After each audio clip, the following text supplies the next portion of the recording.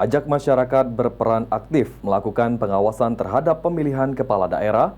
Bawaslu Sumatera Selatan akan gelar apel siaga dengan melibatkan berbagai lapisan, mulai dari tingkat provinsi hingga panitia pengawas di kecamatan. Badan Pengawas Pemilu atau Bawaslu Provinsi Sumatera Selatan akan menggelar apel siaga untuk melakukan pengawasan terhadap tahapan pemilihan kepala daerah di Sumatera Selatan. Mas Suryati, anggota Bawaslu Sumatera Selatan Divisi Pencegahan Partisipasi Masyarakat dan Hubungan Masyarakat. Apel siaga Bawaslu rencananya akan dilaksanakan pada tanggal 8 Oktober 2024 di Benteng Kuto Besak, Palembang, dengan melibatkan seluruh Bawaslu dan Panwascam se-Sumatera Selatan. Kegiatan tersebut sebagai upaya Bawaslu Sumatera Selatan untuk mempersiapkan dan mengecek pasukan pengawas Bawaslu pada pemilihan kepala daerah serentak di Sumatera Selatan.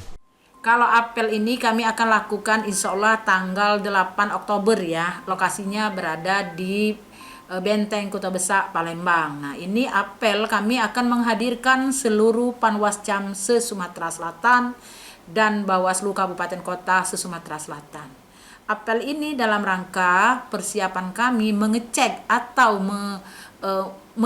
menyiapkan pasukan pengawas ini dalam proses pengawasan. Ditambahkan Mas Suryati, nantinya dalam apel siaga yang dilakukan akan diikuti sekitar 1.200 pasukan pengawasan dari 17 kabupaten kota di Sumatera Selatan untuk mengantisipasi terjadinya pelanggaran pilkada dan menyampaikan informasi kepada masyarakat untuk ikut melakukan pengawasan pada pilkada serentak 27 November mendatang.